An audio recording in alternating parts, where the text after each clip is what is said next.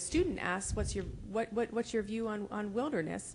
And another person says CEDRA, which is the wilderness bill for the Boulder White Clouds area, is pending in the U.S. Senate.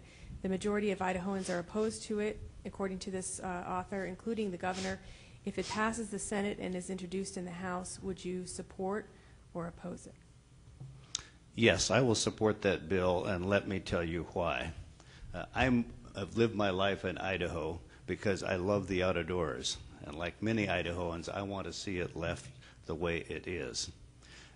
I also was in the forest products industry and learned that you can use these same woods to create jobs in the Idaho economy, so they aren't incompatible objectives. But when you have conflicts as to usage, the solutions I favor is get the people involved in a room, have them make compromises, work out solutions that give everybody half a loaf, and when you've got 90% of them corralled, then put that plan into effect. You can't please everybody on everything, but let's let the people come up, Idahoans come up with the solutions to these land use issues.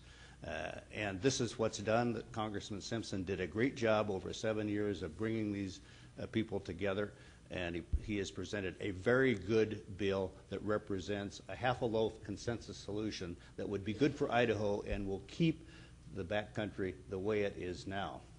The alternative of throwing it out is to say, let the feds do it for us. Let some bureaucrat in Washington decide. And it's a prescription for endless confrontation and litigation. It's bad for Idaho, and I'm sorry my opponent opposes this common sense solution advanced by my Republican colleague. Mr. Labrador. You know, Mr. Minnick and I disagree on this tremendously, and I'm with Governor Otter on this issue. I think that we need to oppose this legislation. I will vote no on this legislation.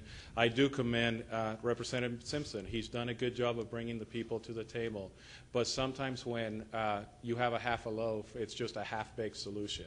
And I think that that's wrong. I don't think that we need to prevent people from using our wilderness. I think the problem that we have in Idaho is that we have too much wilderness. We have too much land that's owned by the federal government, and the federal government continues to tell us what we can do with our lands.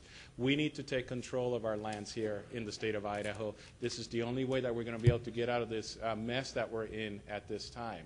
We continue to allow the federal government to do these things. I think we need to fight the encroachment of the federal government, and we don't need to have these ideas. I do commend Congressman Simpson for working on this issue for many years, but he and I disagree on this, and Mr. Minnick and I disagree on this, and I would vote no.